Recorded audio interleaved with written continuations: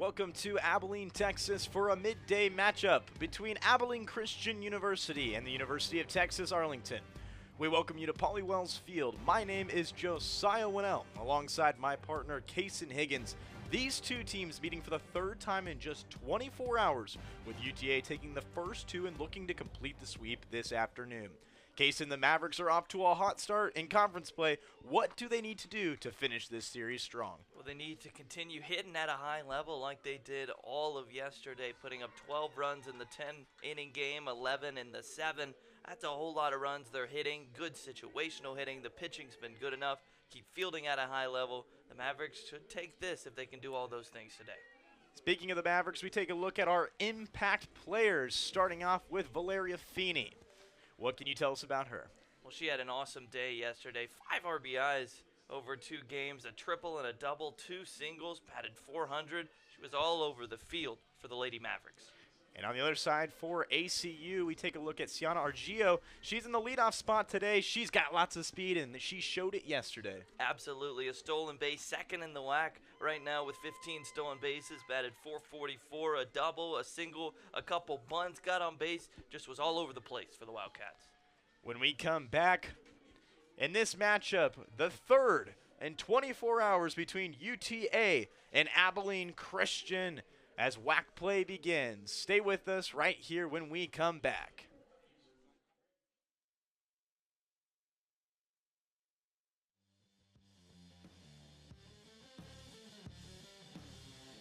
In Abilene, Texas, getting ready to kick us off here in the top of the first inning, preparing for our first pitch, a matchup between the Mavericks of UT Arlington and the Wildcats of Abilene Christian University. An exciting matchup today again. The third of 3 games, a doubleheader yesterday, and now the final pitch. As Dr. Fisher of Abilene Christian throws out the first pitch, and a strike resounds throughout Pauley Wells as we get this thing started. An exciting matchup that features the power bats of UT Arlington as we take a look yesterday. Kaysen, this is a team that has power bats all throughout the lineup, and they showed it with quite a few shots that went over the fence. Absolutely. In the first game, they had 4 homers, quite a few more in the second, and even if they weren't hitting homers, they were getting extra base hits. They had a stretch in the second game at one point where they had 4 extra base hits in a row. They really know how to get their slugging percentage up and get those runners across wherever they are on the base paths. Well, they'll be dealing today with Lindsay Oliver, the starting pitcher for Abilene Christian, donning the number 1 today. ACU in their purple uniforms. Oliver comes in with a high ERA, but we talked about it yesterday. Clearly, the junior with an 11.17 ERA, that is going to be high, but they have played some very formidable opposition throughout this entire process in the non-conference slate. Yeah, they've had a really tough schedule. We talked about it a lot yesterday, like you mentioned. I mean, they played the top 3 teams that were in the preseason poll for the country in Texas, Oklahoma, and Texas Tech. And so these ERAs are going to be a little bit inflated, and as they get into WAC play, I presume the more and more they play, the lower and lower they'll go. Well, we talked about the power bats that she'll be facing. We take a look at the starting lineup for UTA, and right now you can see an excellent matchup between all of the different combinations that head coach for UTA has going today. Only 2 lefties in that lineup, as we see Marley Niesis, who had the 2-run shot yesterday as well as a solo shot. Very strong appearance for them. And on defense for Abilene Christian, they're going to be spread out a little bit different than those first 2 matchups, and a little bit of a rotation. But most importantly, I would say, is Hampton over at short, who had a lot of great plays. But then Argio, we talked about as our impact player out in left field. She had a struggle early in the first game, but then was excellent from then on. Abilene Christian's defense was pretty solid throughout, just a couple of misplays that are not per usual for this team. Definitely something Coach Coons has talked about with them. They made some great plays defensively. If they can keep that up, they can have a good chance to win this one as well. Lindsay Oliver preparing to set this one off against UTA.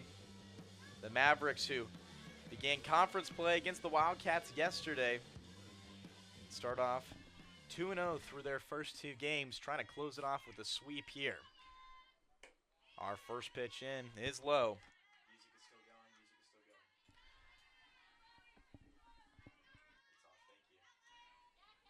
So 1-0 is the start.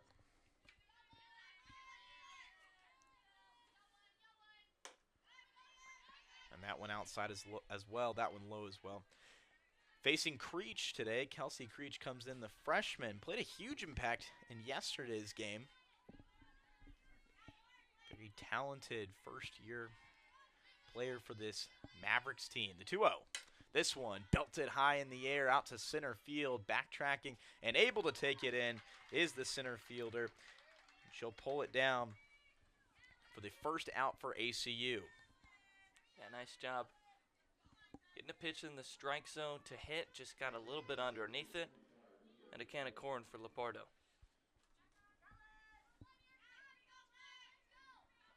So Mia McNulty will line up. She spent game one behind the plate yesterday. The designated player for the second. This one belted to left center field. The first pitch going to be close to the wall, but not quite past it, as flying in will be Argio. And the outfield busy for the first two outs for ACU.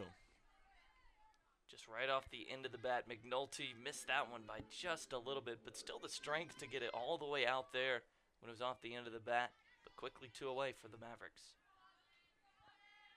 So now the second baseman, Feeney, lines up in the left-handed box, high pitch. She sees it past.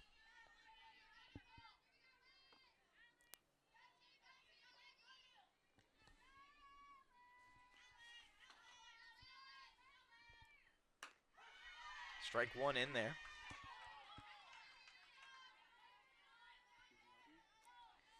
Feeney went 2 for 4 yesterday in the second matchup. In this series, she's 4 for 10.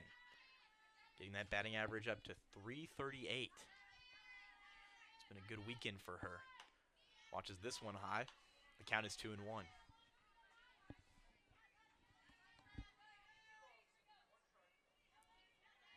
Feeney had 3 RBIs in the second game yesterday.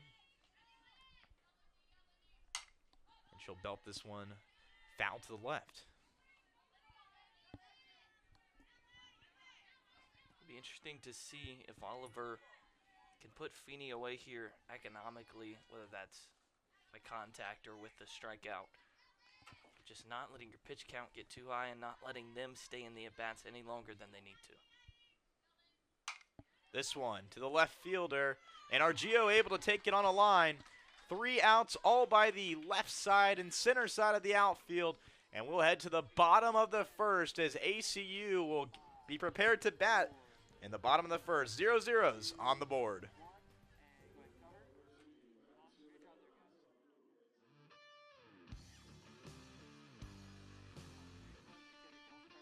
Zeros on the board here in Abilene for ACU's matchup with the Mavericks of UT Arlington. ACU coming up to bat for the first time as we take a look at Haley Lynn Schrolik, the freshman from Jordanton, Texas.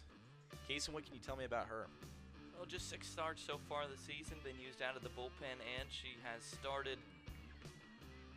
5 Ks to 37 walks. I'm not sure if that's supposed to be flipped, but if it isn't, really control could be quite a big issue. Well, she throws this first one low. Starts off with a 1-0 count against a player of the game for ACU, player to watch, and Argio. This one belted over center field, over the head of the center fielder. This one will hit the wall, flying around second, headed for third is Argio on the relay, throws in, and she slides in safe with a triple to start it off for ACU. Well, we talked about how speed kills, especially with Argio. That ball wasn't hit all that far. It got to the wall. She got it in the infield, but Argio was thinking 3 the whole way. She put her nose down, really got to third, and a leadoff triple puts ACU in good scoring position. The ball landed back in the infield when she was basically just rounding second. The speed showed off right there as Ari Maxwell will send this one deep over the head of the center fielder again, and that is going to be a ground rule double as it bounces over the fence. Back-to-back extra base hits for ACU to start off the day, and already a run on the board. ACU is absolutely ambushing Haley Lynn Strolick right now. Just 3 pitches, 2 extra base hits, and the Wildcats are on the board early. So 3 pitches in, and ACU is already 1-0 on the board. 2 hits, both extra base hits. As we take another look at this one. And just over the head of the center fielder once again, bounces barely over for the ground rule double. This one in the dirt. Maxwell off the base well, and a pump fake will make her dive back.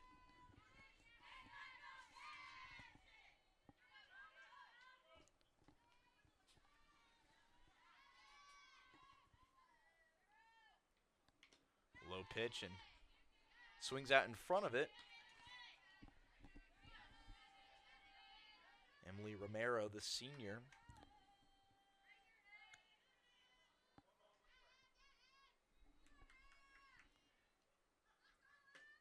Watches this one go by low. Romero had quite the day yesterday.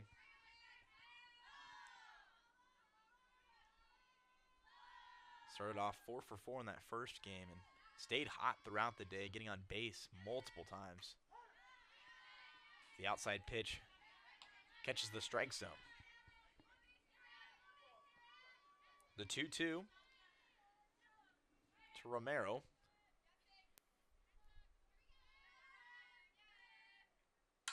This one down the third base line, looks at second, sky highs it over first base, well over, headed for second. Will be Romero. She dives in, and Maxwell comes home. So ACU with another run this way, an unconventional way, but now Romero on second base. Yeah, let's take a look at this one. Just a pretty routine play, a chopper right to third. She gets it and then just sails the throw. I don't know if she didn't have the correct grip on it. Just whatever, sailed it by good 10 feet. Now ACU right back where they were. A runner on second, nobody out, and another run on the board. And while that will likely be scored an error, regardless of how they got there, ACU has now had all 3 of their starting 3 in their batting order end up on second base or better. Low pitch. And the count is 1-0. Elizabeth Schaefer is 3 for 9, all coming by singles. She watches this one go by and past the catcher as well as Romero jogs into third base. These are the mistakes I talked about in the open. ACU made some of them yesterday. It caused UTA to stay in games and get ahead in games. If you're going to make mistakes like pass balls and sailing routine throws, you're going to let the Wildcats stay in the game. That one in the dirt once again, scooped up this time by McNulty. And now with Romero 60 feet forward. Now doesn't need much to come in on the 3-0 count. This one belted down the third base line. The line drive and the tag, a double play for UTA. That ball could not have been more perfect for the defense of the Mavericks. Yeah, a little bit unlucky from ACU here, but a nice job by Saylor to make up for her mistake on the previous play. Turns a fantastic double play. Bases are empty now. So clears the bases, 2 outs on the board, and so a potentially massive inning for ACU. Pause down quickly, and now facing 2 outs with nobody on. This one over the head of the third baseman, diving for it, it gets past the left fielder. Creech runs after it, throws to second, close play at second, diving in, and she's safe. Hampton came flying in, was able to avoid the tag. It appeared the ball appeared before she reached the base and was just able to avoid the tag, sliding in safely to second. Yeah, a little bit risky. Couldn't decide whether she wanted to let it one hop or whether or not she wanted to try to dive for it. Got in some sort of in between there. Allowed ACU to get another extra base hit.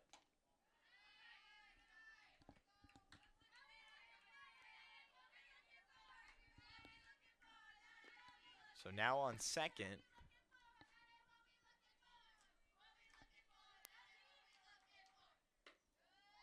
And that brings up Alyssa Snipes, who watches two go by.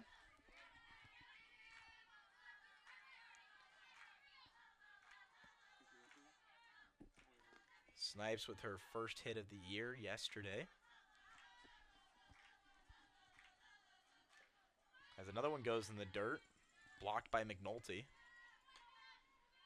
Snipes a two-way player. Seeing the circle potentially in matchups for Abilene Christian. She's got a runner on second as she belts this one down the foul line towards left field. The count will be 3-1. I like the aggressiveness on 3-0. You usually see a lot of these Abilene Christian hitters just take the pitch no matter what. She tries to ambush it just a little bit early on it. This one fouled straight back.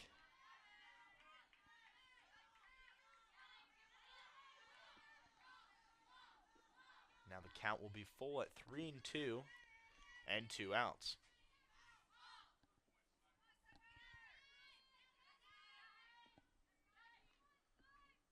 Low pitch. Asked if she went. And they say she did not. Now throwing quickly back to second. A little accountability. And there was confusion.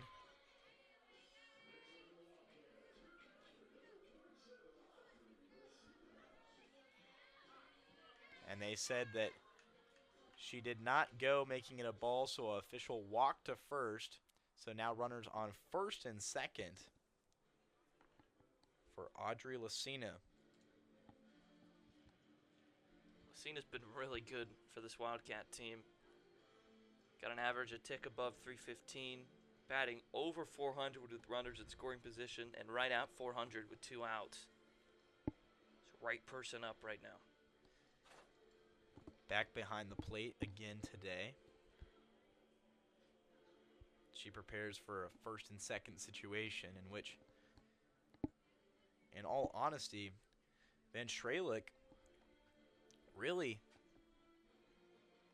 had a tough situation with ACU hitting on it really quickly, but kind of got bailed out with a double play down the left field line.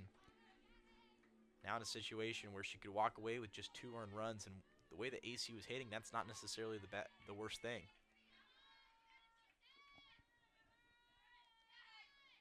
So Lucina will watch an inside pitch go by. Throws back to second. Falling back down to the base is Hampton. A little bit of a half slide.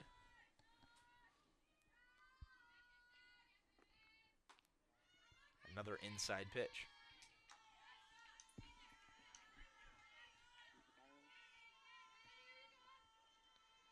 Batting .310 on the year. Not necessarily a power bat. Has those 8 RBIs. Would love to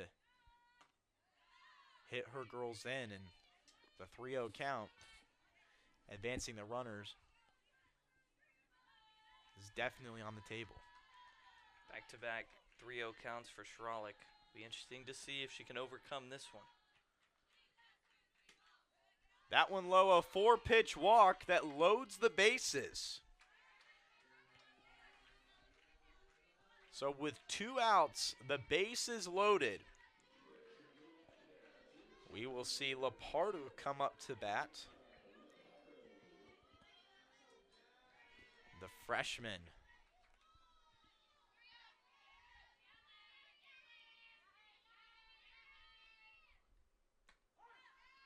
Watches strike 1.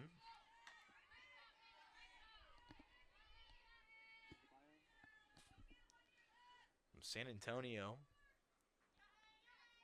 Looking to get her first hit in this series. Outside and low.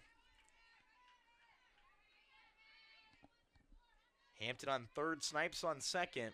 Lucina, who just walked, on first. The 1-1. Strike two. It's a nice job by Strolick.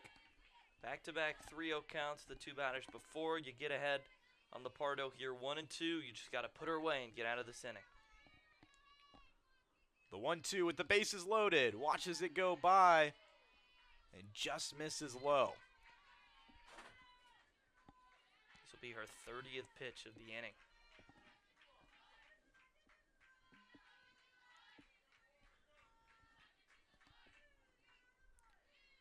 This one, belted right side, but stays foul. Now an adjustment, for Lepardo. Freshman has played in 29 games this year. Some of the most experience on this roster in terms of what we've seen this year. Now the 2-2. This one belted high into left field, into no man's land, and comes flying in is Creech, who grabs the third out. So ACU scores 2, but leaves 3 on. Wildcats lead 2-0 over the Mavericks as we head to the top of the second inning.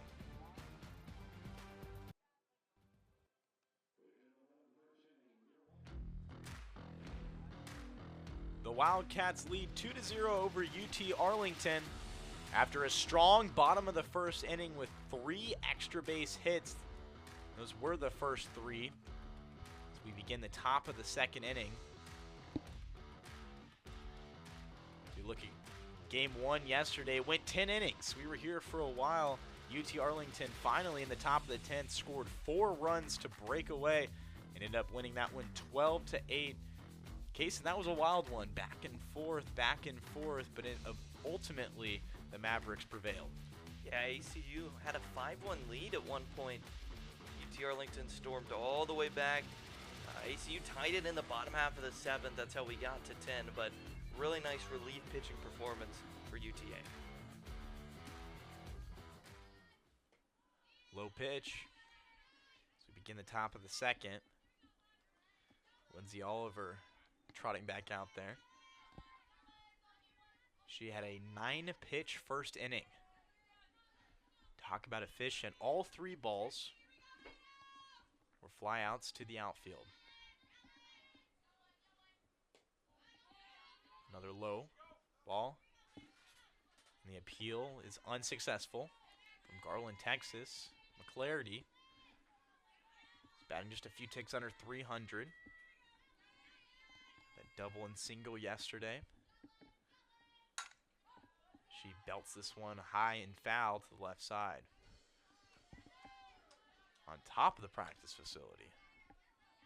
First time we've seen that so far. Nice piece of hitting.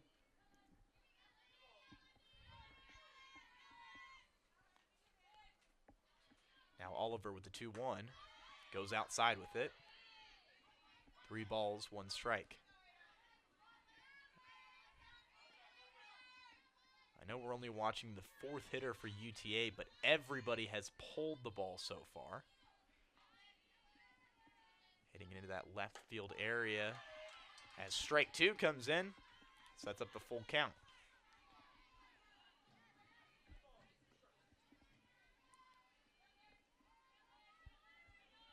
Feeney was the only exception. Hitting it off the nub of the bat into left field. This one between the hole of first and second. And on once again will be McClarity with a leadoff single on 3-2. Yeah, nice piece of hitting. 3-2. You go where the ball is pitched. You were just talking about how everybody was hitting it to the pull side. She just pokes it through the 3-4 holes. We'll take another look at it. Not a bad pitch. I mean, that would have been ball 4 if she didn't swing. Pokes it out into the outfield and a leadoff single. Better believe she'd take a single low for a walk any day, and so she saw an opportunity and went opposite field with it.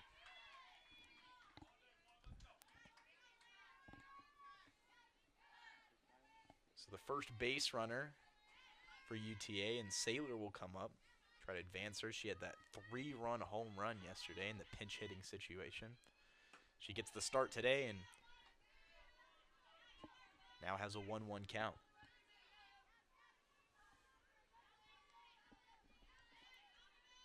Abilene Christian rocking their all-purple uniforms today.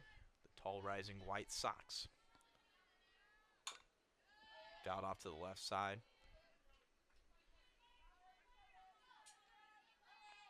We'll switch up from yesterday. UTA rocking the untraditional all whites.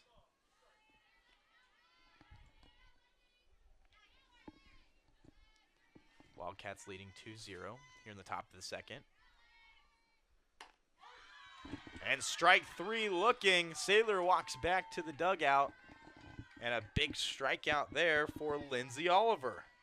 Yeah, nice job. You give up a leadoff single, and then you battle back against a hot hitter who's had a great couple of games. Strike her out looking there, so you can get through this inning just as efficiently you did the first one. So that brings up Marley Niesis. Watches outside for the first one.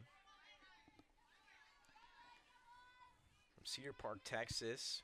It's been a power threat. We talked about all the power bats. 2-run home run, a solo shot yesterday. And that was number 4 and 5 on the year. Watches one high. The count is quickly 2-0.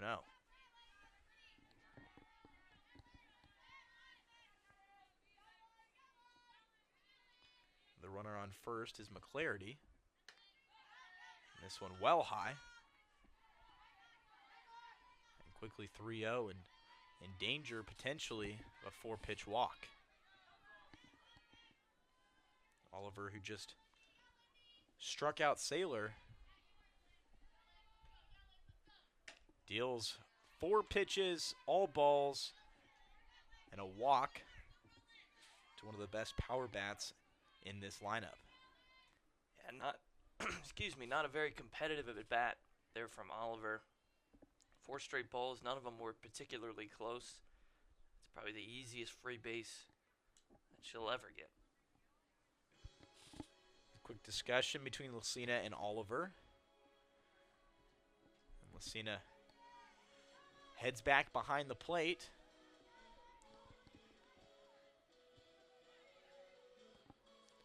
It's Peyton Holland at shortstop today. We'll dig into the right-handed box. She dons the number 4. Low pitch. Almost in the dirt, throwing to third. Thought about it at least, but did not choose to. Was able to block it, but lost it for just a moment. Enough time for both runners to advance a base. And so now, with just 1 out, UTA has 2 runners in scoring position.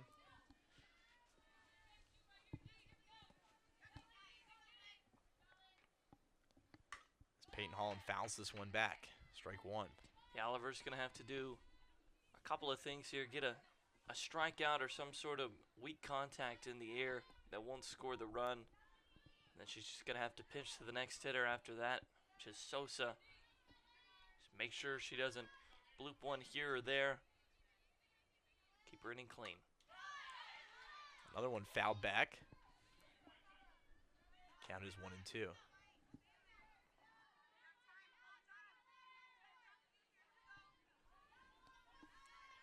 Second and third for UTA. Holland with the 1-2 count. Belts this one to third base, diving back to third, and almost a double play. Romero thought for a moment she might have had it. The umpire said no. We almost saw a carbon copy of what we saw the last time out, but it did not happen in the result of an out. The one in the the bottom of the first inning, the ball, she just had to catch it and then drop her glove on the base. That one was a little bit higher up, had to dive for it. Couldn't quite beat McClarity there.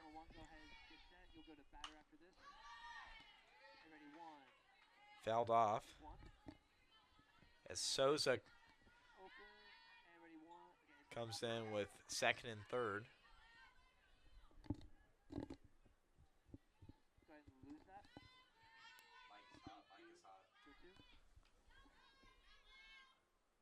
2 outs. The bunt goes left, so 2 quick strikes.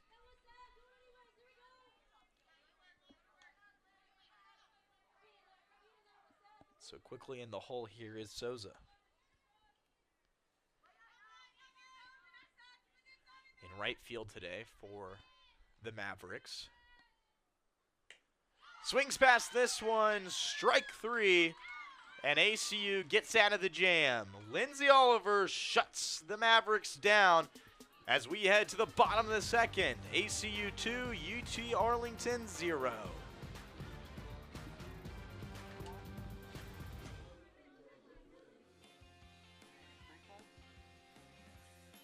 The Wildcats lead 2-0 over UT Arlington as we begin the bottom of the second inning. Again, this is the third matchup, this midday face-off of this series. We look back at Game 2. Ended up going 7 innings, and UT Arlington pulled away on that one as well. Double digits once again, and they got hot hitting, but at ACU, the biggest blemish on that record is those 3 errors. Yeah, not a very good game defensively. ACU hit pretty well in that game, but UTA had 2 massive innings of 4 runs. Really propelled them to the win. So digging into the box is Meggers, the junior.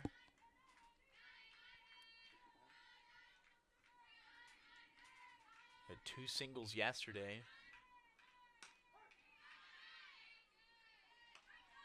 As well as 2 RBIs.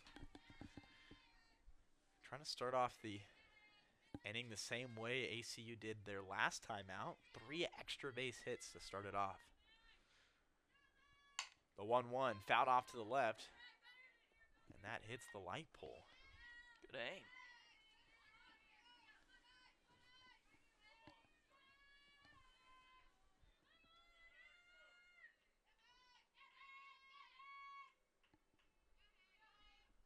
The 1-2. High. Nolte jumps up for that one and tosses it back.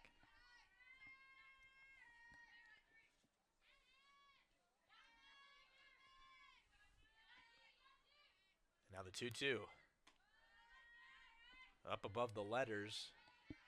And just a little bit high, sets up a full count. Tried to take something off of that one, just left it a little bit high. Easy take for Meggers.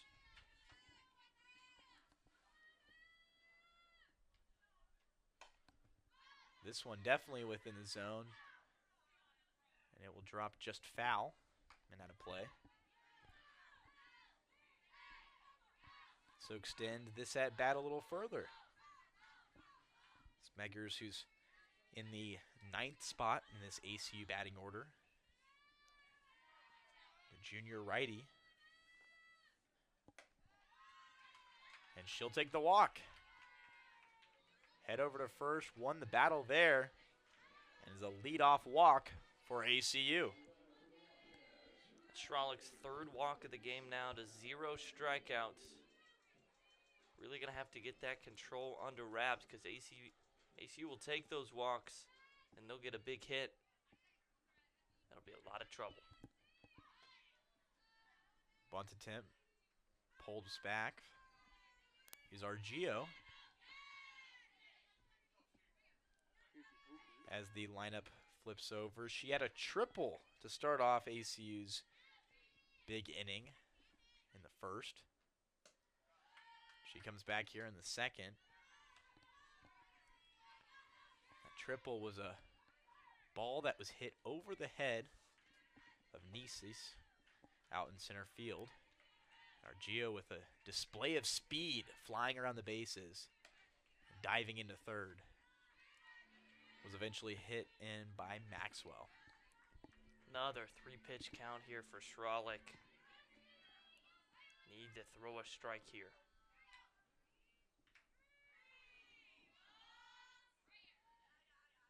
The 3-0. Fakes the bunt, strike 1, diving for second. The ball got there in time. The tag was not applied though.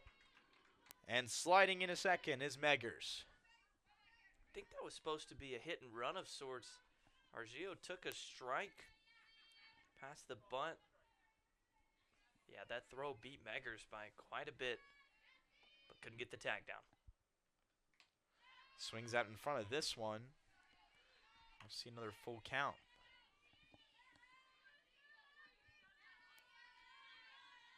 Schralick able to fight back in this at-bat. Started off 3-0. Now we're all knotted up with 3 balls and 2 strikes. Belts this one off to the right and foul. Garcia way out in front of that one. Wasn't expecting her to pull the string there. But gets to live to see another day.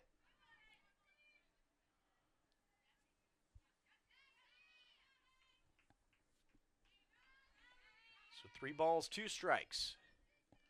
Meggers on second. This one to left field, up in the air, coming in and able to grab it is Creech. And that's out number 1 against ACU. Nice job there by Schralick. Go down 3-0, fight all the way back in the count. Force a pop out there to left field. Now there's 1 away. 1 away and 1 in scoring position for Ari Maxwell, who comes in batting .326. Had that double. This one's in the dirt. Last time up. She wears the number 8. It's commonly seen in right field as she is today. This one an inside pitch.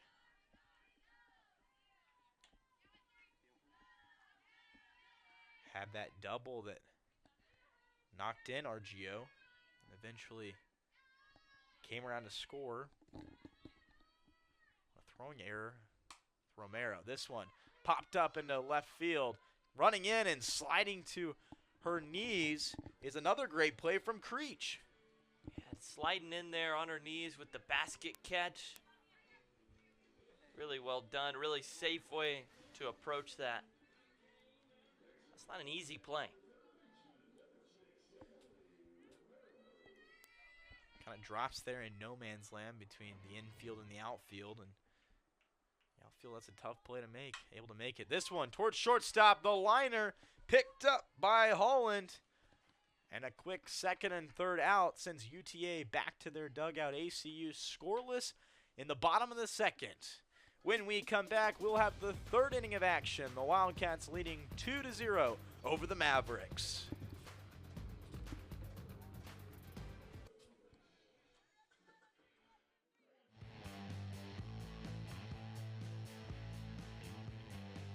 Welcome back into Abilene, Texas.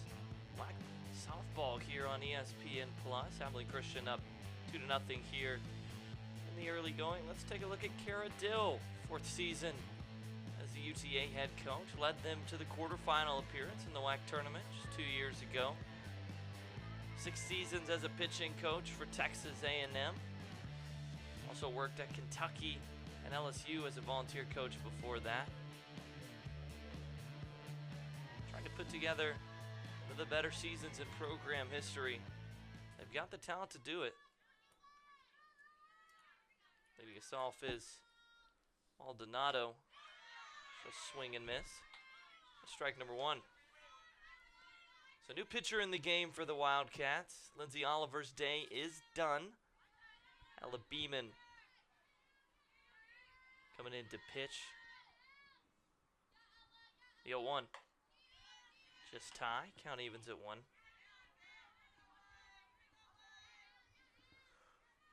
Beeman threw a little bit under 100 pitches yesterday in game 1. As did the starter, Leah Meyer. That one just misses inside. 2-1.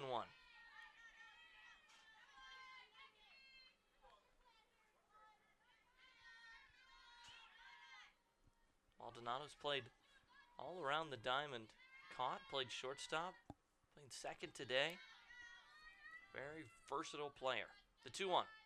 That one on the ground to the shortstop, Hampton. She'll pick it up, fire on to first. And there's 1 away here in the top of the 3rd inning. Good to see Beeman get her first out quickly. She struggled yesterday with some walks. Take a look at her scouting report. 0-10 on the season win-loss record. Does not mean anything. 8.10 ERA, 46 and 2/3 innings. A little bit high on the walk count, but the strikeouts are there. That one's blooped into center field. A 1-out single. Gives the Mavericks a little bit of life here in the third. Yeah, UT Arlington definitely had base runners there in the second inning. They just weren't able to pull anything together for an actual run across the board. Bring up the 2-hole hitter, all-WAC preseason player, Mia McNulty. Played at UCLA before coming here. That one's dropped in there for strike one.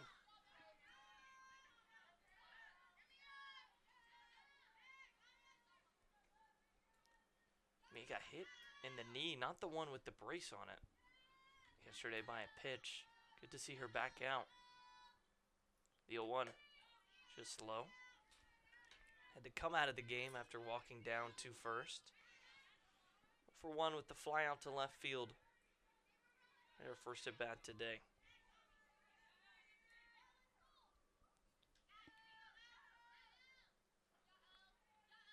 Beeman fires. Swinging and a miss on the high pitch there. And it's 1-2.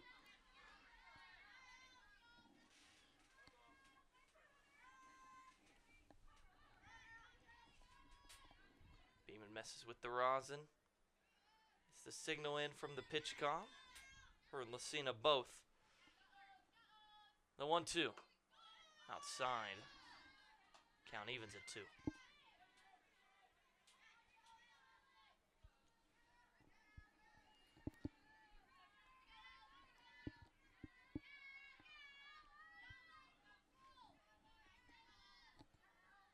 The 2-2. Just low. Took a little bit off of something there. Couldn't quite find it in the strike zone, and the count runs full.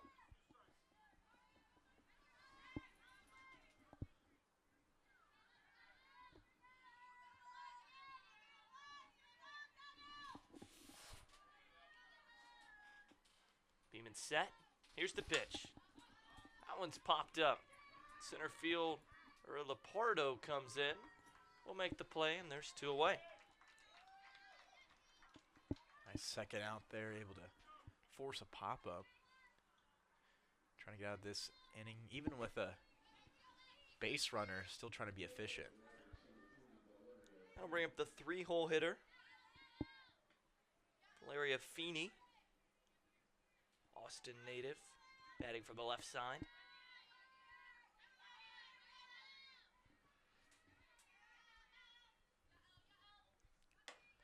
One high, 1-0.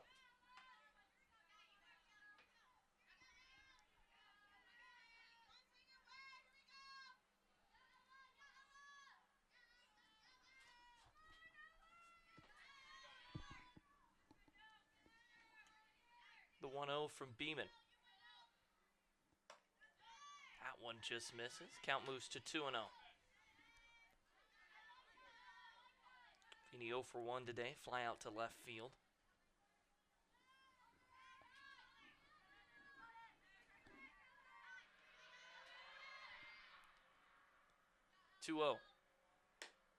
That one in there. Strike number 1. Yeah, caught that low corner, and Beeman tried to paint corners yesterday and did a good job at moments, but missed more than she hit her target. Appears to be in a little bit more control today. 2-1. That one just misses. Counts 3-1. Runner on first is Creech.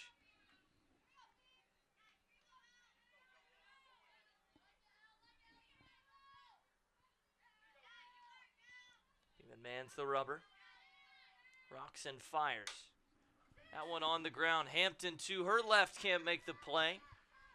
It'll bounce into the outfield. 2-out single. Puts a runner on second with 2 outs. The recipe for success yesterday for the Mavericks was hitting up the middle. That's something that ACU just couldn't defend, and to me, as if that was perfectly at the middle, maybe even hit second base. If not, it was very close. So another base runner on for UTA. I'll bring up McClarty.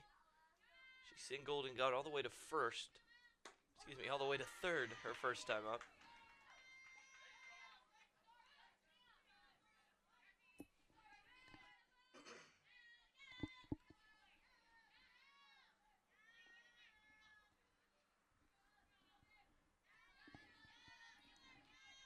One. Beeman sets and fires.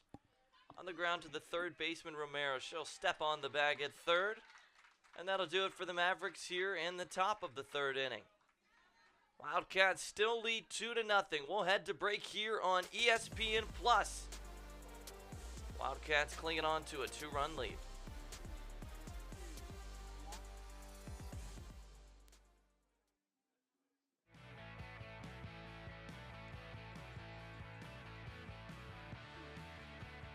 Welcome back into Polly Wells Field. Look here, side of our game. We're in the bottom of the third. ACU up 2. We should look at their head coach, Joe Kuhn, second season here.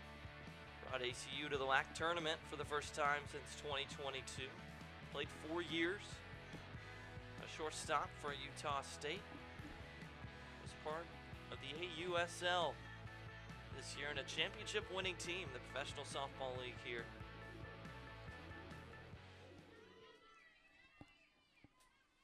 I'll bring up Schaefer. She'll slap one through the hole. It'll get away from the left fielder, Creech. There was no chance. Schaefer keeps dancing. Probably had a chance at second if she just committed. Hard to tell all that was going to happen. And an interesting leadoff single gets the inning started for the Wildcats. Coons has seniors like Schaefer that are talented hitters, obviously now with her 4th single here in this series. But she's got a young and talented crew, and the record right there at 3-26 does look bleak, but this is a talented team. First one here to Hampton is in there. And they're looking to grow, and this is not necessarily a rebuilding year, but definitely a retooling year as they prepare to try to be competitive in the UAC as they move next year. 0-1. Big swing and a miss from Hampton. It's 0-2. Hampton doubled her first time up. Got her first hit of the year last year. Excuse me, last game. Also hit a homer in that game. UTA, her former school. As that one hit right at the second baseman, Maldonado. She'll move back on it, make the play. There's one away. Yeah, bloop over to Maldonado. You talked about it earlier, how she is so versatile and she has moved around. We saw her at shortstop yesterday, now at second base, able to make the routine play and just pull it in for out number 1. That'll bring up yesterday's starting pitcher for ACU in the second game. Alyssa Snipes walked her first time up. Also got a hit in the game that she started. The 1-0. That one gets away from catcher McNulty. Schaefer will advance. And it's 2-0.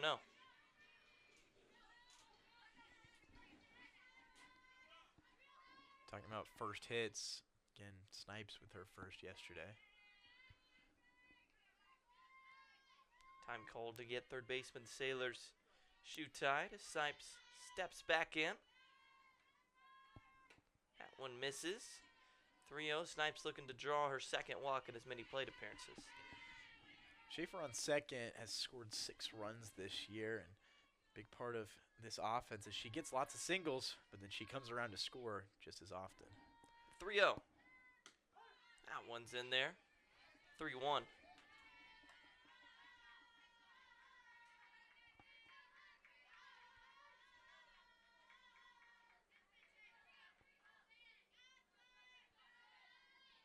The 3-1 from Snipes.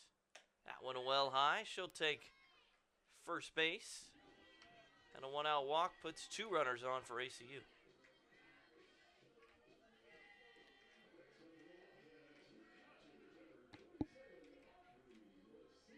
And it looks like that might be it for Schrolick.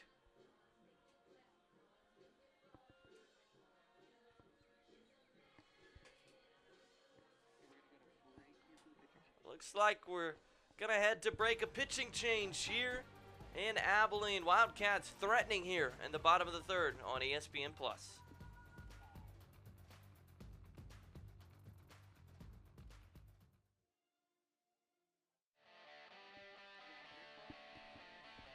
Back here in the big country, Wildcats up 2-0 here on the UTA Mavericks. Threatening, but a pitching change for UTA, the sophomore Maddie McDonald. What can you tell us about her, Josiah? Yeah, we saw her yesterday. She's one of the more talented pitchers in the WAC. Obviously, you don't want that strikeout to walk ratio at the 14-21 right now is something that's going to be a difficulty for her, but her ERA definitely showed that she's talented in the non-conference. It's quite the arsenal, and wasn't perfect yesterday, but did the job. So bring a Badri Lucina, catcher today for the Wildcats. She'll take high for ball 1. Lucina walked her first time up. Couldn't get past first base. Wildcats rally stalled out a little bit. It's the 1-0. That one cracked through the hole, base hit. Schaefer will have to stop at 3rd, but the bases are loaded for freshman Kiana Lepardo.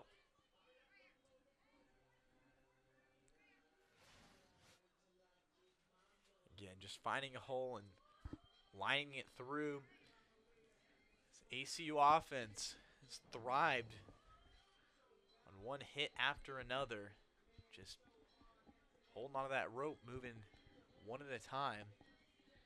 Very different, contrasting styles versus UTA that's focused on power and can clear the bases very quickly.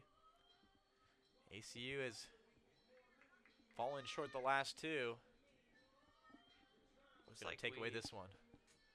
Sorry, Josiah. Looks like we have a new hitter in the game, I think.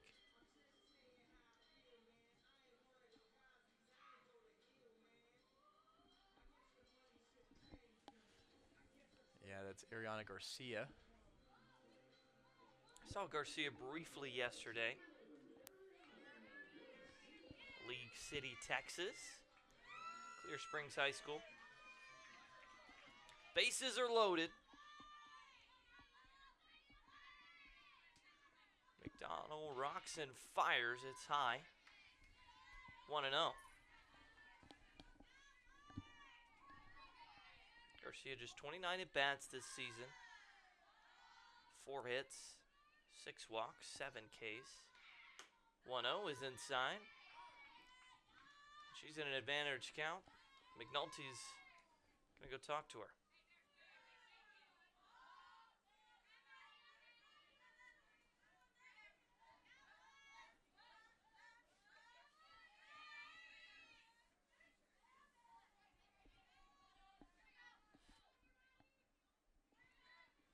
(2-0) to the freshman catcher. That one popped up right side. Looks like it's heading foul. It'll land fair. Schaefer scores. Snipes hits the bag at second. She'll slide into home safely. And the Wildcats add 2 more to their lead. We couldn't clearly see that based on our vantage point as we take a look at the replay. Good heads-up awareness by the base runners, all looking like they might tag up, and then as soon as it landed fair, started going. Like you said, Snipes able to come in and score 2, and now ACU leads by 4. So that'll bring up the junior out of Vacaville, California, Emerson Meggers. The lefty takes the first pitch on the outside corner for strike 1. So 2 runners in scoring position, 2 already across for the Wildcats on that little bloop double for Mariana Garcia. 0-1. 0-1's hit right at the shortstop, Sailor. She'll fire on to McClarty at first. Runners have to hold. A nice second out for the Mavericks.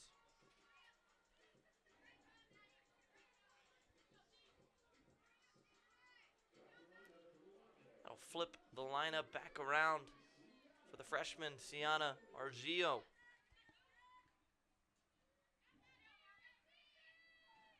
First pitch to her. She'll try to lay down a bunt. Does so successfully. The third baseman, Sailor, comes on and throws around at first. Argio looks shocked, but that'll do it for the inning. We will head to break. Wildcats tack on 2 more here in the bottom of the 3rd inning in Abilene, Texas.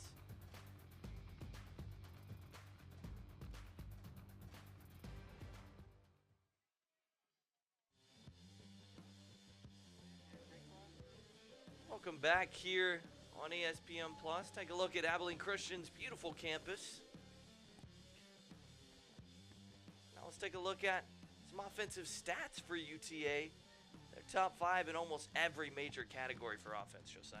Yeah, they're a power bat team. We talked about it earlier, how their recipe for just running runs across the board will be hitting home runs. The power bats of UTA love to clear the bases with home runs, as you can see, leading in home runs and home runs per game.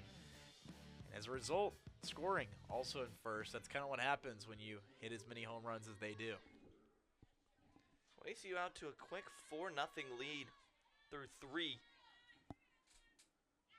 But Caitlin Sailor here to lead off the 4th inning. It's that one onto the shortstop, Hampton. She'll fire it onto Schaefer at first. 1 pitch, 1 out here in the 4th inning. Yeah, I love Hampton here at short.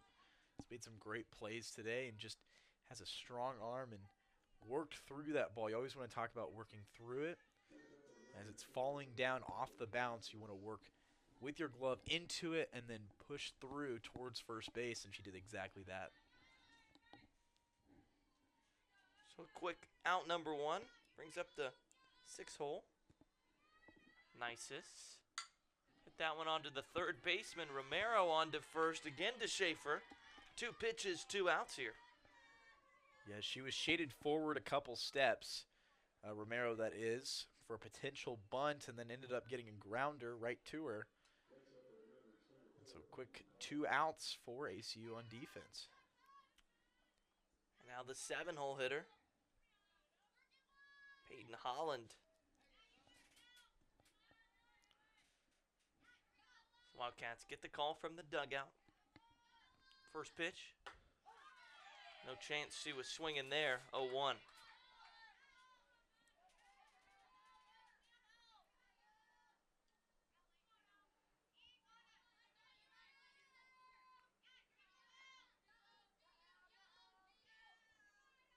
The 0-1.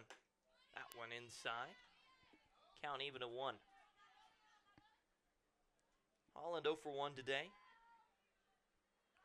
A line out to the third baseman. Almost resulted in that double play. Just a half a second late. It's the 1-1. That one just misses. It's 2-1.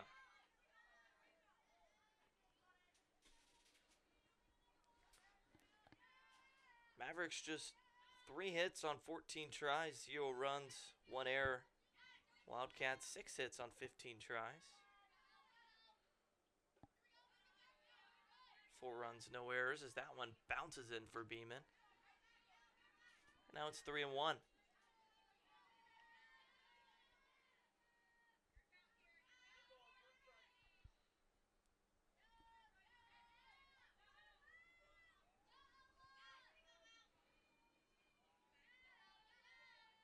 The 3-1. That one's high, ball 4 and a 5-pitch walk. Gets a 2-out base runner for the Mavericks. Yeah, started off quickly was Beeman. Kind of her Achilles heel has been those walks, and not too much damage right now, but it potentially could be if she lets this get out of control. Bring up the 8-hole hitter, Vanessa Sosa. So it's Holland on first. First pitch to Sosa is low, 1-0. Sosa struck out in that second inning. UTA had a bit of a rally going. That strikeout was huge. The 1-0. Bunt attempt goes down. Lucina grabs it, has no play. And caught in a bit of a rundown was Holland, but no one there to cover second. And so a successful bunt puts 2 runners on with 2 away for the Mavericks. Yeah, that was smart. Flying around second because she saw that nobody was covering it. Holland able to round it and move towards third. Just had to keep an eye on the center fielder flying in. And if a throw to first would have happened, she would have advanced 2 bases. Exactly what she would have wanted. So mound meeting here between the infielders and Ella Beeman. Talking about what needs to be done. You have an out at third, second, or first. A force out, that is. She's got a good hitter in Maldonado. Waiting to step in the box.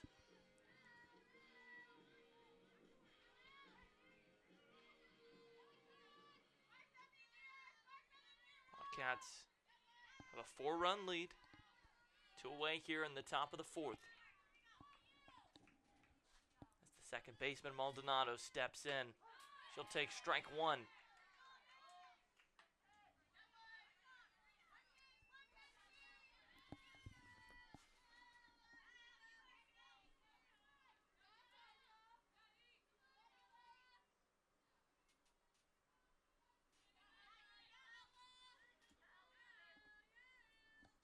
The 0-1.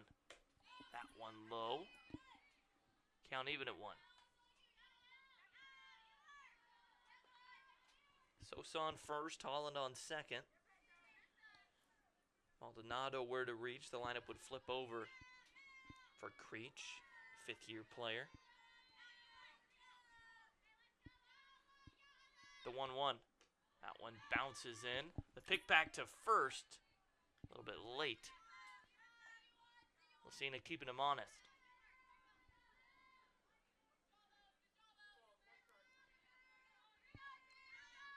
Counts 2-1.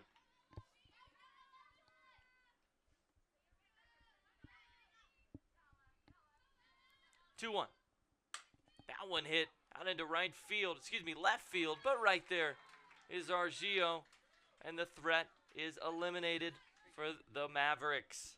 We will head to the bottom half of the 4th. Wildcats up 4, looking to add to their lead.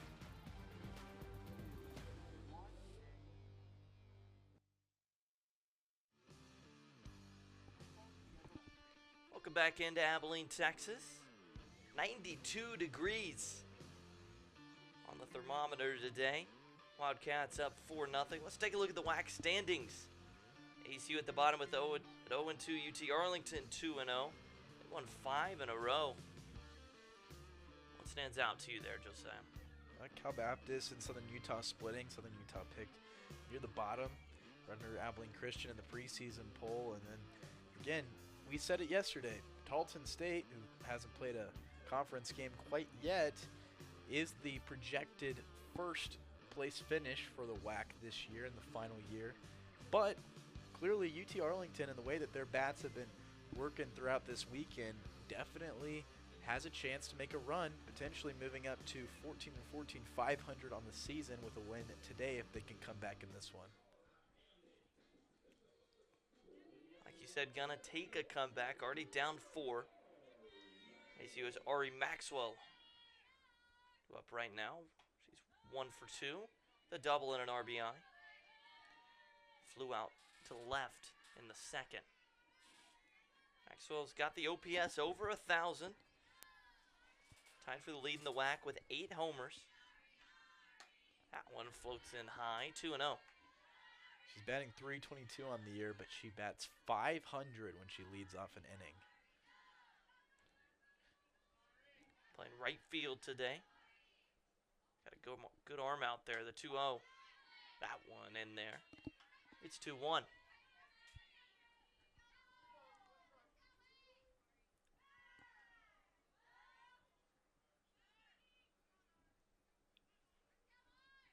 The 2-1. Dubs that one on the ground to the shortstop, Holland. She'll fire on to first to barely get her. And there's one away. I think that was a lot closer than they acted like it was. It's pretty nonchalant on UTA's end, but, I mean, that was a bang-bang play. Yeah, there was a slight bobble by Holland. Nothing that she couldn't handle. Got it over and was able to convert the out, but with Maxwell's speed, that was a much closer play than it was shaping up to be. Here's Emily Romero. Take high. She's 0 for 2, but reached on an error, which scored Maxwell in that first inning.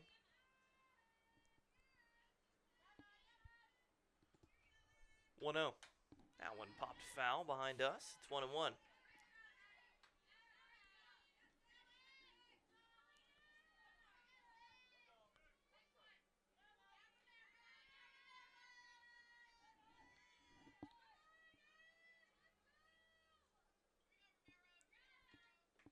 Pitch from McDonald bounces in. It's 2-1. Romero was able to reach on that error back in the first inning that flew over the first baseman's head. Ended up not able to score, ended up finishing at third with the bases loaded. 2-1. That one hit up the middle, base hit. One out single for Romero.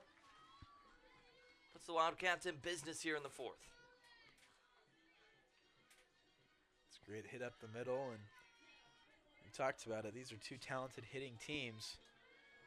With only one out, Schaefer coming up, this could shape up to be an offensive inning. The single master able to grab another one here. Here's Schaefer. Takes strike one. Elizabeth Schaefer is 1 for 2 today with a single, but scored in the third.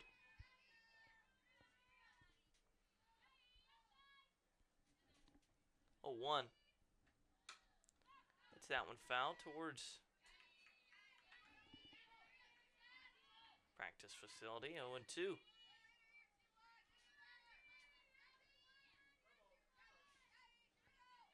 Nothing in 2 the count. McDonald rocks and fires. Bounces that one in. The throw down to second, into the outfield. Romero going to third. The throw there, not in time. And Romero's speed causes some mishap throwing. And a runner on third with one away. Yeah, it's always great to advance one base. If you can advance two, that's just incredible. Take another look at it. That pitch bounced in well in front of the plate. Romero decided she should steal off of it. An errant throw from McNulty puts her on third, and now Schaefer's job gets a whole lot easier. 1-2. Foul tip. Just got a piece of that one. The thing about that last pitch was clearly McNulty saw that she was going to steal. Romero was already flying, but the ball was in the dirt, and she had to go after it and then move. So her motion was already pushing her forward, just wasn't able to convert in time. 1-2. That one poked out into center field. Coming on is Nices, and it drops and will roll all the way to the wall. Schaefer on her horse to third will go there standing up. An RBI triple puts the Wildcats back on the board. It's 5-0. Yeah, this is poor communication by the outfield. So Nices comes in, being aggressive, trying to dive for that. I have no issue with that. But the other outfielder, Souza in this situation, is supposed to go back up her outfielder camaraderie.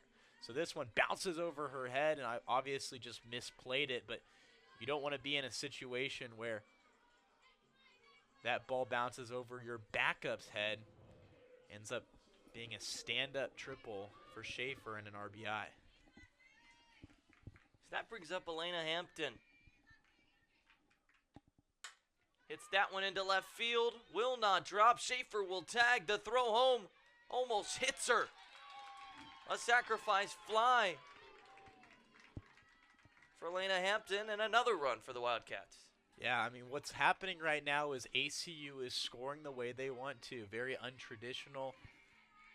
just trying to figure out one runner at a time, one score at a time that clears the bases. Again, not as conventional as UTA likes to do it, just hit it over the fence. ACU is finding ways to score in a lot of different ways, and right there we saw it with the sac fly. So ACU now up 6-0. Here's the pitch from McDonald. That one comes in a touch high. And Snipes is ahead in the count 1-0. 2 walks for her already. Came around and scored last time. Great plate discipline. 1-0. Fouls that one back. Something we saw yesterday as well. As a pitcher, she knows a lot about pitching and has great plate discipline because of it. 1-1. Pops that one up right side. Going after it is McClearty. She'll make the running catch to retire the side. But the Wildcats put up their 3rd inning of 2 runs. It's 6-0 Wildcats. Mavericks have a chance to bat here.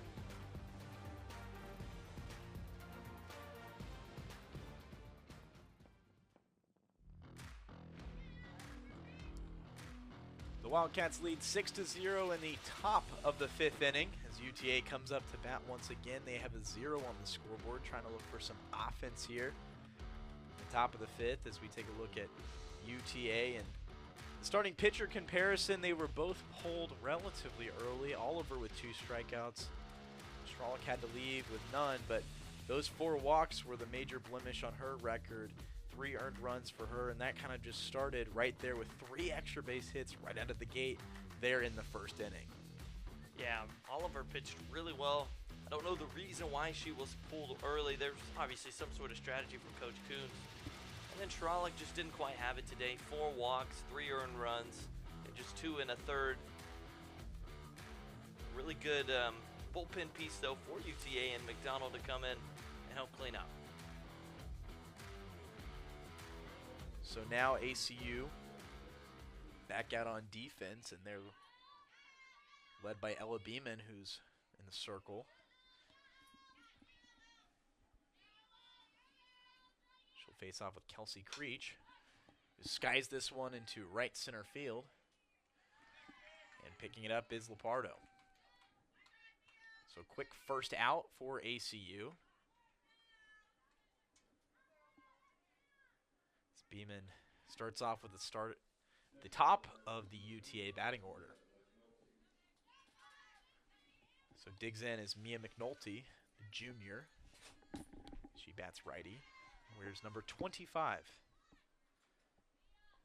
And time is signaled as a ball enters play from the bullpen.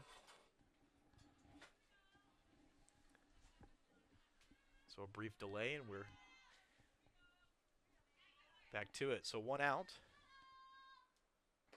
And a low pitch to McNulty.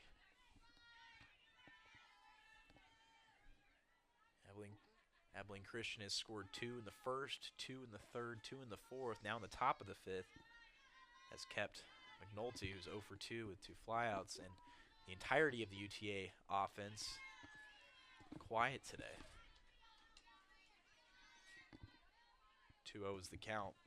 By scoring first, ACU is 2-2 this year when they score first.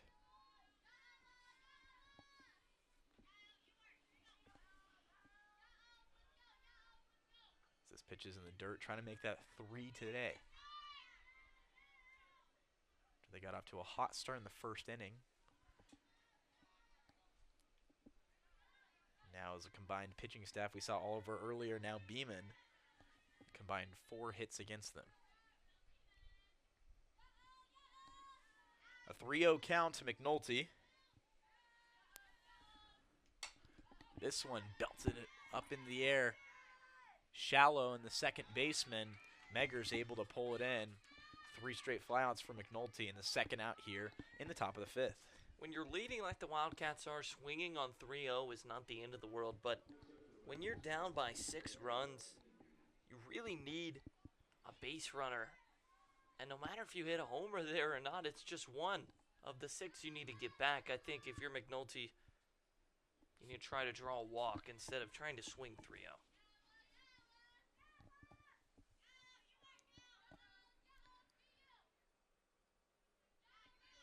So Feeney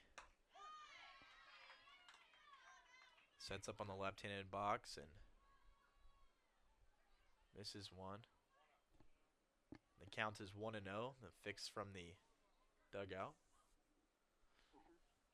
They said a time delay by the pitcher. Now discussion between the umpires. The conversation right now between the umpires on the potential pitch clock violation. Now, there's not a traditional pitch clock like you see in the MLB, but there is an amount of time that is allotted.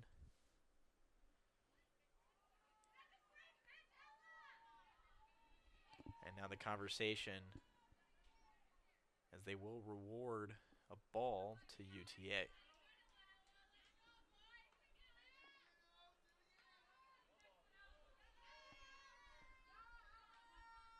So the conversation's over. The count is 1-0. And a low pitch makes it 2-0. Beeman can't let that get into her head. Just got to throw strikes. You've had a nice first 2 outs. Just keep it going. Get your hot lineup back out there. Base is empty, and like you said, don't let that get in your head. Lucina comes out just to talk about it. Again, just reset the mind. Not necessarily talking about softball right now. I know those conversations can sometimes just be settling the minds of the pitcher and the catcher as they're both laughing as they leave. And cheesing ear to ear right now as Lucina, she walks back behind the plate. So the count is 2-0 with 2 outs here in the top of the 5th. Mavericks trailing by 6. This one to the shortstop, Hampton. Flips around, high throw. And she got there in time. Out number 3, a defensive clinic from Hampton at short. And the Wildcats maintain their lead of 6 as they head to the bottom of the 5th inning with the bats coming back up.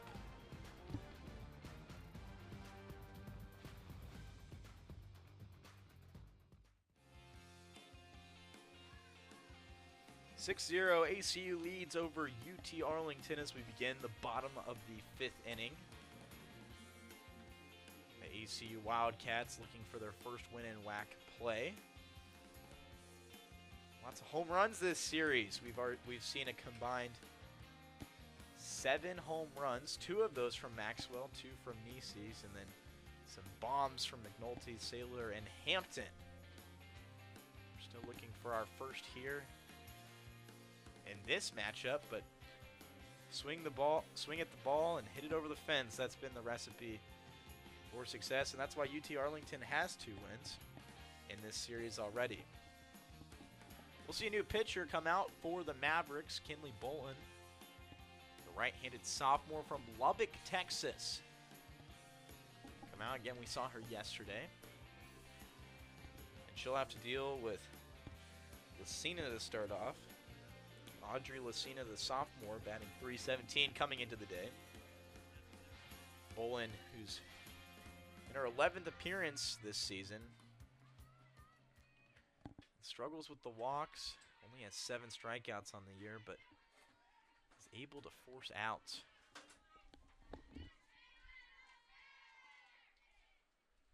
She'll throw a ball to start it off. Facing this ACU offense that scored 2 runs in 3 of the last 4 innings. Lucina as a part of that, had a single, ended up stranded on third in the 3rd inning. She walked back in the 1st. Wildcats have been really, really patient today in their at-bats. 4 walks, and now 4 total innings. Been really, really good. Strike 1 on the 3-0 count.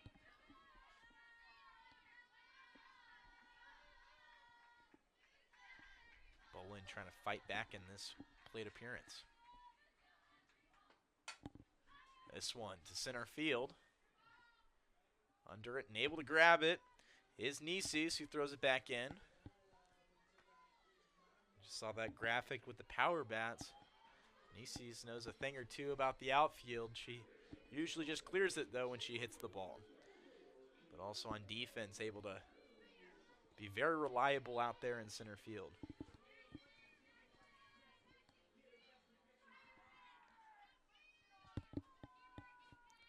Kayana Lapardo bounces this one over the second baseman. Maldonado throws over. And a quick out, number 2. Nice play there from Maldonado. Obviously, that is what's considered a routine, but I think routine is a word that gets thrown around a lot. And you don't appreciate how tough a play like that is. Moving towards the bag for a speedy player. A nice out, number 2. Emerson Meggers watches this one fly through the dirt.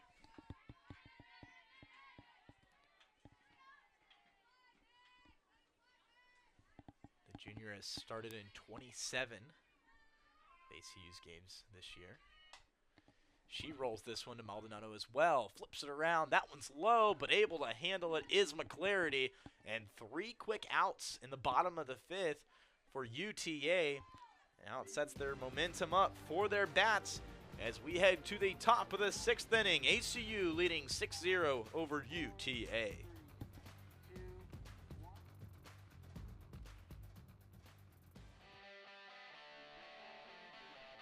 Top of the 6th inning as we look at downtown Abilene, home of Abilene Christian, who leads 6-0 over University of Texas Arlington.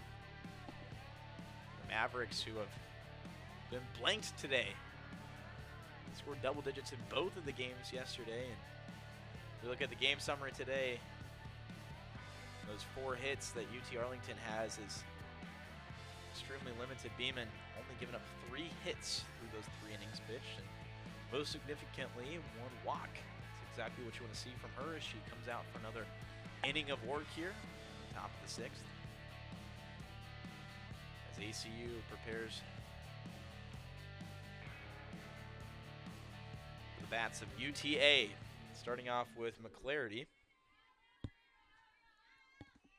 D. McClarity up first, scheduled to hit after her, Caitlin Saylor, and then Marley Nisis.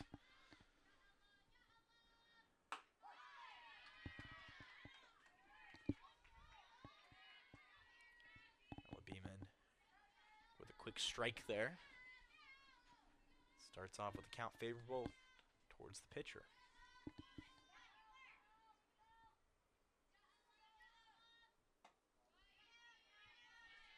That one bounces out of the glove after it was outside. The count is even up at 1-1. McClarity 1 for 2 today. That single that came back in the 2nd inning. Reached base in the 3rd. She watches a ball hit the plate on our fielder's choice. If the score holds, this would be just the 2nd time UTA has been shut out, but a lot of softball left. Swings past this one. And now the count even at 2-2. So Ella Beeman comes in 3 innings pitched.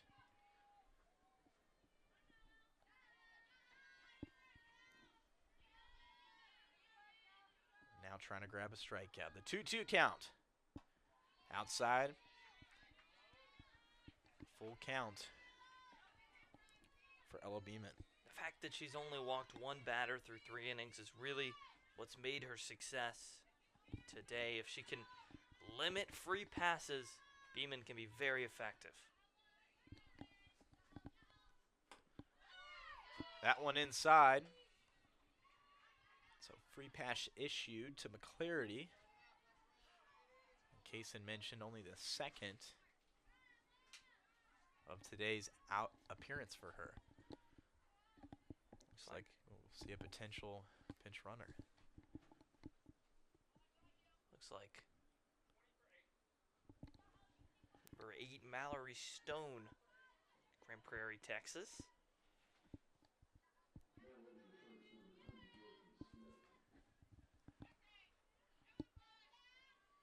to bat will be Saylor.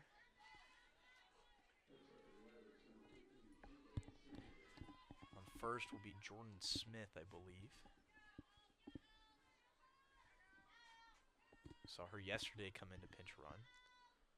A strike one to Saylor.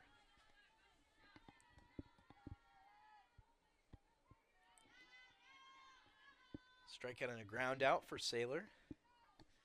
Coming in the second and the fourth. Grounded out to short last time up. That one in the dirt. Quickly on it is Smith flying into second. Even though Lucina was able to be a brick wall and knock it down, the speed of Smith was long gone before she could even get up. No throw from the catcher.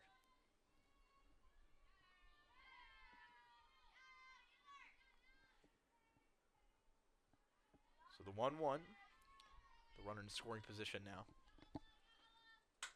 Belted left field near the fence, off the scoreboard, and a 2-run shot for Saylor, who adds to her home run total after one yesterday. Another big one that gets UTA on the board for the first time here in the 6th inning. I mean, that ball was absolutely shacked out there to left field. She hit that one so hard. Bounces off the scoreboard, or at least the netting on the scoreboard. Gives UTA their first 2 runs of the game. That's why that netting is there, to protect that scoreboard from players like Saylor. And that will be the end of Beeman's day. He's not able to get going here in this 6th inning as we'll head to break. New pitcher in for ACU, Leah Meyer, returning to the game. 6-2, Wildcats still leading, but UTA with 2 on the board.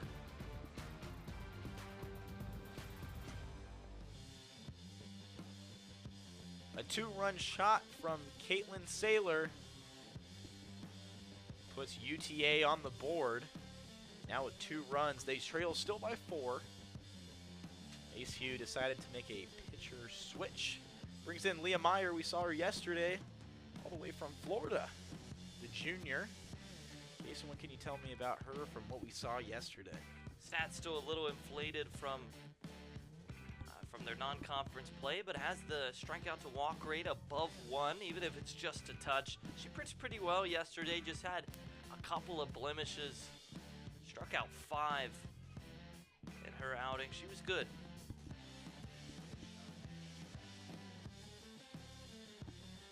So new pitcher in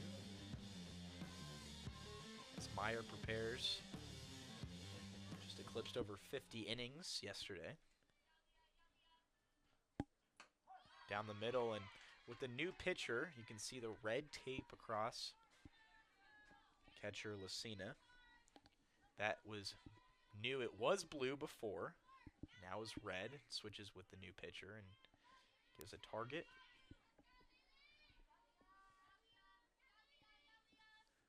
For Meyer, it throws it low. Count is 1-1. Nesis with a walk back in the 2nd inning. Then grounded out to third base. You can see that Romero is shaded in from third base, much closer. As this ball's in the dirt, Lucina walks out and says, let's reset.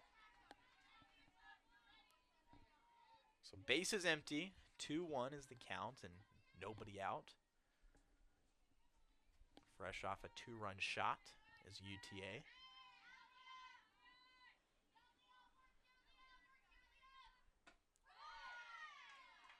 And there's strike 2. You expected, they'll call it a ball, excuse me. You expected UTA to score at some point, and it was inevitable that it would be a home run, and that's exactly what happened. The 3-1 bounced up to Hampton, has some trouble with it, throws it over, and out at first base, as Schaefer able to stretch out for it. All right, really nice play there from Hampton. Got to that one right as it was about to do a short hop, as we'll see the replay here. Right on the short hop, she fields it, picks it up, fires onto Schaefer at first. One away here at the top of the 6th inning. So now a conversation with the umpires as they bring Kaylee Schweitzer and the freshman going to pinch hit for UTA. Now with 1 out, nobody on. Here in the top of the 6th, everybody shaded in. The slapper right to the pitcher and over. Almost some trouble there, and the quick play from Meyer. 1 pitch is all it takes.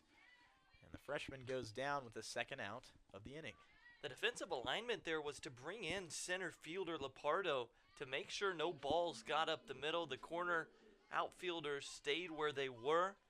So a 5-man infield prevented the hit from Schweitzer.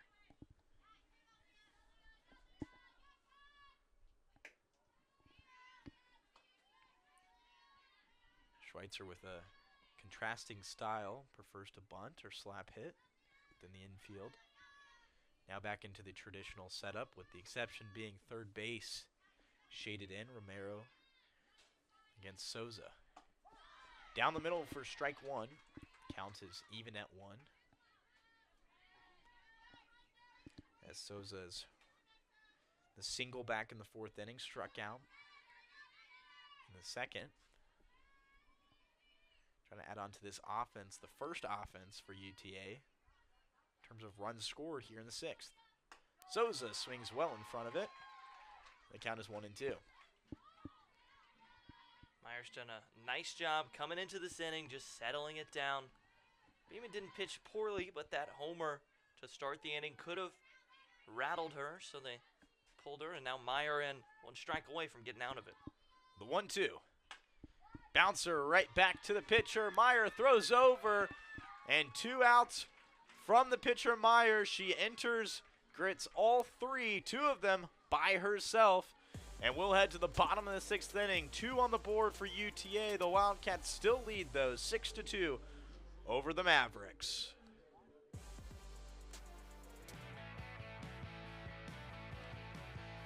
Wildcats leading 6-2 over the Mavericks. We head to the bottom of the 6th inning with the Wildcats scheduled to bat. UTA looking ahead, headed to Baylor. They'll face the Bears in Waco and then face Tarleton State, the projected pick to finish first in the WAC before they head to Utah Valley, and then they will host Baylor once again before another series against California Baptist. So a lot of formidable opponents coming up for UTA. We're focused on this one right here, trying to sweep the first WAC game, first WAC series with this final game. Top of the lineup, so Gio comes up to bat here in the 6th inning. She appeared in the 1st, 2nd, and 3rd inning. She fouls one off to the left side. She hasn't entered the batter's box since then. The lineup slowed down for just a moment. So the freshman lefty is 1 for 3 today. The triple at the beginning of the game. She watches ball 2 go by and then flew out to left field. Then grounded out to the 3rd baseman. So she's fallen in love with hitting to the opposite side. It's not what she does here. She fouls it off on the pole side. Her triple was over the head of the center fielder, Nisus. And her speed was on full display as she flew around the bases, ended up on 3rd, and eventually scored the first run for the Wildcats.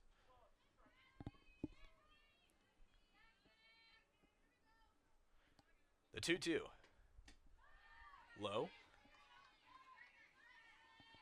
We'll see a full count.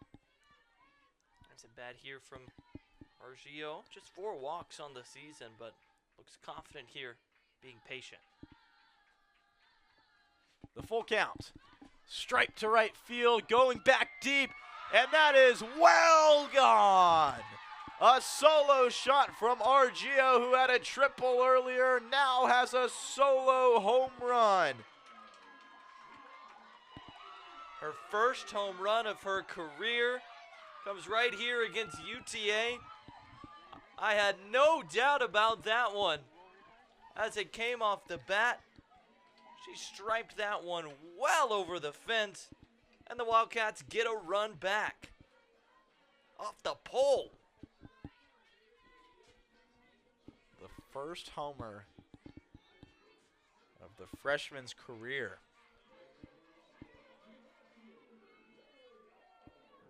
What a day for her with 2 big extra base hits, and now Ari Maxwell will send one sky high in the air. Center fielder comes flying in. Nisis able to make the play. So the first out of the inning. But if ACU was worried about UTA gaining any momentum, Sienna Argio just said absolutely not. Solo shot right back on their side, and everybody in the ACU dugout cheesing right now, so happy for Argio. Inside pitch to Romero. Potentially pivotal part of this team for the years to come.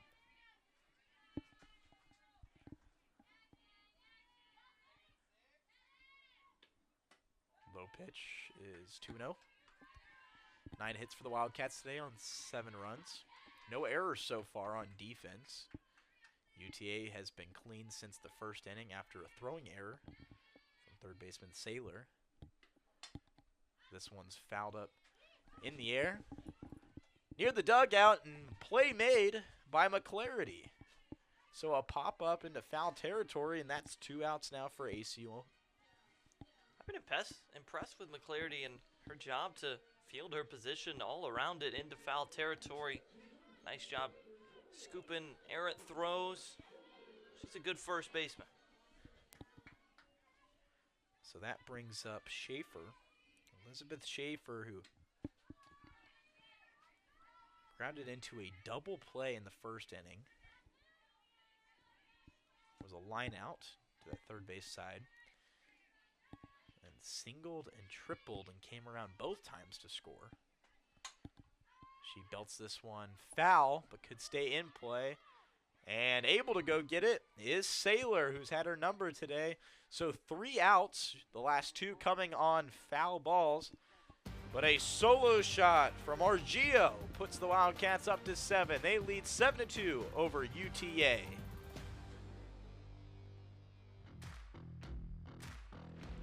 Welcome back in. Abilene Christian University, 7-2 our score. ACU trying to shut the door. Let's take a look at this foul ball headed into the break. Great shot by our ACUTV crew. Right there to make the play in front of the camera. Saylor. Leah Meyer and the Wildcats are 3 outs away.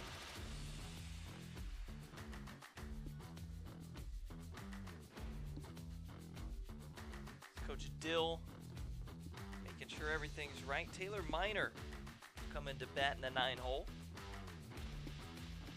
Saw Miner briefly yesterday. Trying to be a spark for this Maverick team. First pitch from Leah. In there, strike 1. Meyer started game 1 yesterday. Pitched decently well. Beeman came in relief. Neither appeared in the second game. Here they are back out here today. The 0-1 is high.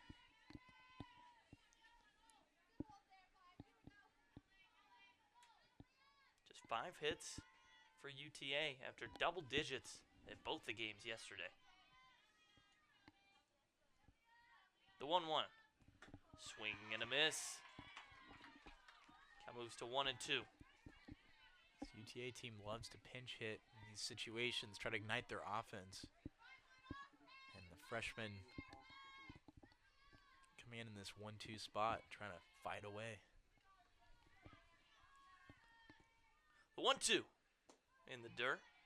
Easy take for Minor. The count evens at 2.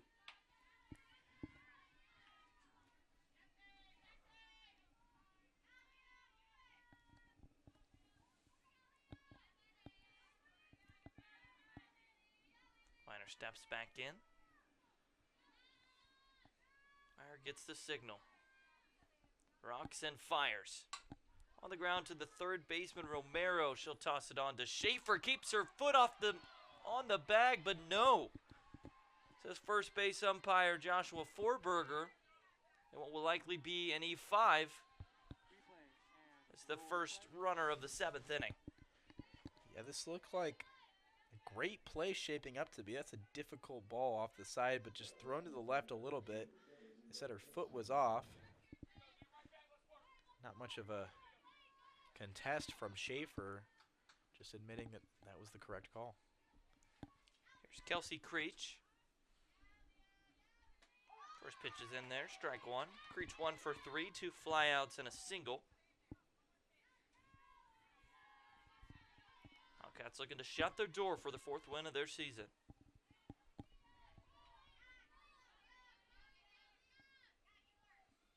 The 0-1. Pop up. Right side. Megger's going after it. So is Maxwell. She'll make the play on the run. Diving back quickly is Minor. There's one away here in the top of the 7th. Yeah, nice basket catch right there. Let's take a look at ACU's upcoming schedule at North Texas this week. Then they'll play host to Texas Tech. Then they'll go to Tarleton State. Then they have a home series versus Utah Valley. And then UNT will come to Polly Wells Field. First pitch. And there's strike 1 to McNulty. It's 0 for 3 today. Fly out to left field, center field, and then a pop-up to second base.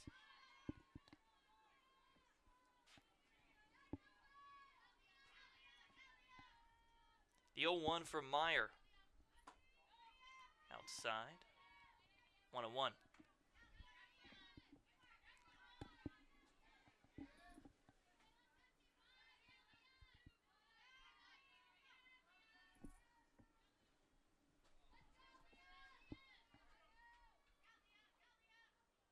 The 1-1. That one bounces in, stayed in front. The throw down, that goes into the outfield. Nice job getting it quickly in as Lapardo. Well, could have gotten a runner to third. Ends up just being a regular old stolen base.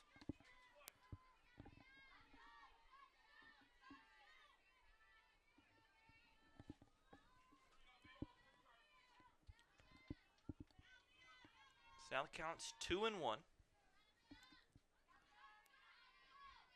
Here's the 2-1. That one hit high and deep left field. Argio going back. She has plenty of room to make the play. And there's 2 away.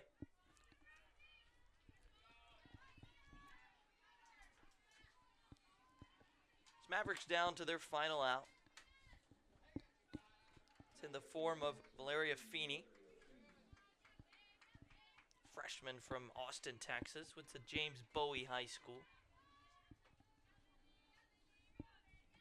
That's from the left side. Meyer gets the pitch. Rocks and deals. That one's high. Minor at second, trying to cause some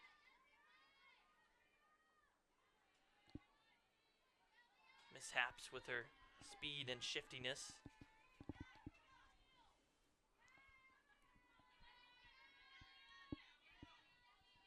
That one just low. 2-0. Myers' Achilles heel has been homers, giving up 15 on the season in 52 innings. Kept the walks under her strikeout total. 2-0. That one low, but one walk would get him to 40 apiece. Definitely not been a non-issue. Mavericks just 2 for 8 with 2 outs. And 1 for 6 with runners in scoring position. The 3-0, that one bounces in. Runner taking third. This might do it. No, the swim move. What a slide from Taylor Minor. And the game keeps going.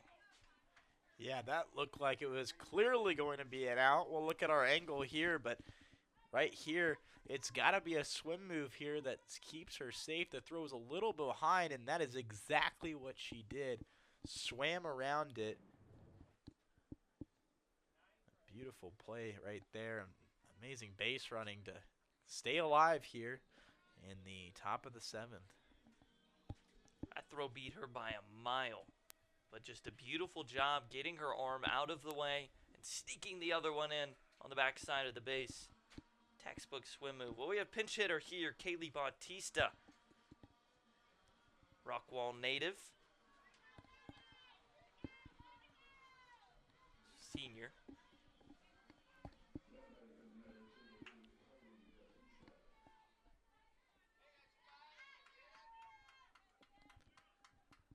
Runners on the corners, 2 outs. Wildcats up by 5.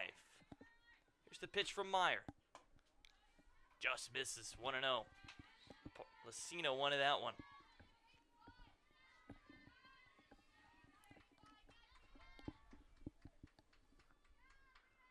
Bautista picked to the All-WAC preseason team, along with their teammate McNulty. That one on the ground, just foul. Close play. But an interesting strike number 1.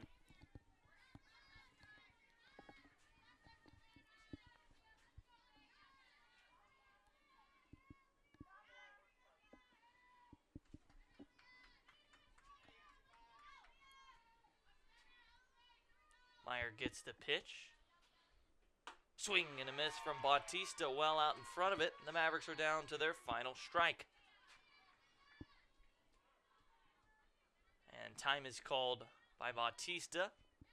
Have a chat with our third base coach here about what the approach is with 2 strikes. What do you think they're talking about? I think that she's just instilling confidence in her, saying that you've got this, you've got this. Trying to hype her up right here because literally up against a wall here, and a Toll Mountain decline with 5 runs. 7-2 the score, and with 2 strikes, hope looks like it's lost, but UTA putting their faith in Bautista. The 1-2 from Meyer. Here's the pitch. Well, low. Counts even at 2. Tried to speed her back up after that change up of sorts. Meyer still in the advantage count. 2-2. Checks her swing. It was well low, and the count runs full. Runners will be on the move with contact.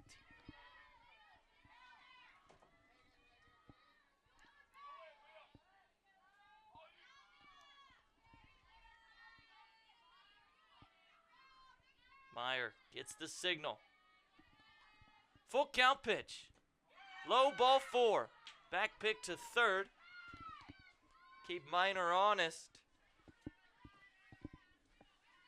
That will bring up number 15, Caitlin Saylor. We've seen what she can do. Yeah, this is not what you want to see if you're ACU. You've got one of the best power bats in the WAC who's fresh off a 2-run home run, up with the bases loaded. The power bat digging into that right-handed box. She is definitely a threat. The tying run on deck. This could get ugly quick, as Meyer just misses. That insurance run looming large in the bottom half of the 6th for the Wildcats.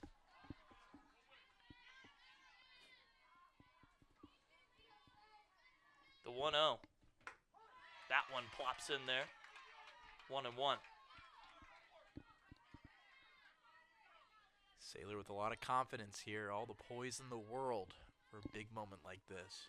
Homer back in the 6th. There are only 2 RBIs of the game. 1-1.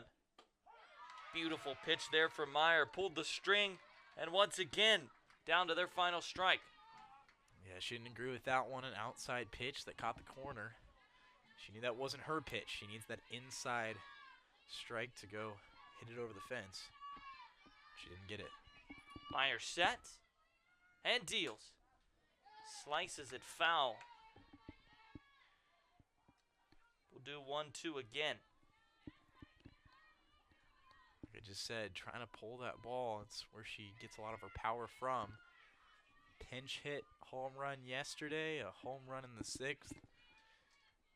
Everybody's mind right now is grand slam, but extra base hit would keep UTA alive. Anything to keep UTA alive is exactly what they want right now.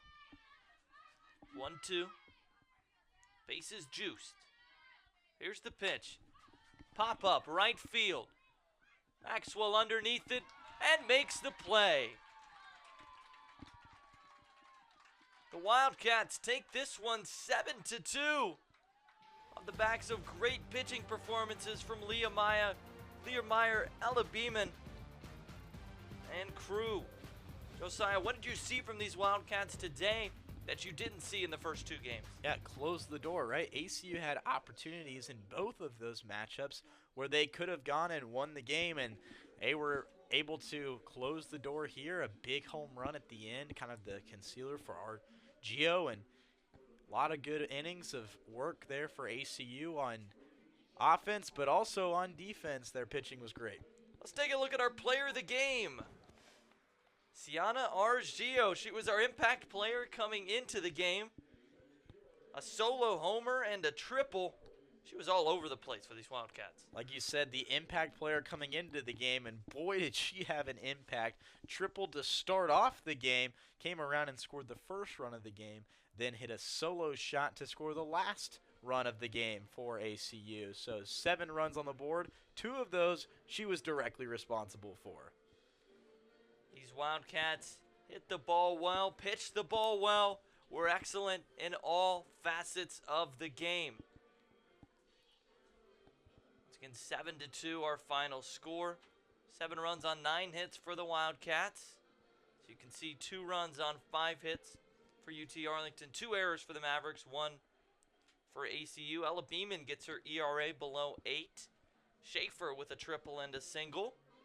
Saylor, of course, that 2-run home run in the 6th. And then Strolick with a bit of a down performance. Yeah, clearly right there, the 2 errors from UT Arlington proved to loom large, but ultimately Beeman had a rough ending to her outing, not able to get anything in that 4th inning of work, but in the 3 innings that she did pitch before that, an excellent job. Well, thank you for joining us. So for Josiah Winnell, I am Kason Higgins saying so long from Abilene, Texas, where the final score was 7-2 Wildcats. All games airing on the ESPN networks and are streaming live and archived on the ESPN app. This has been a presentation of ESPN.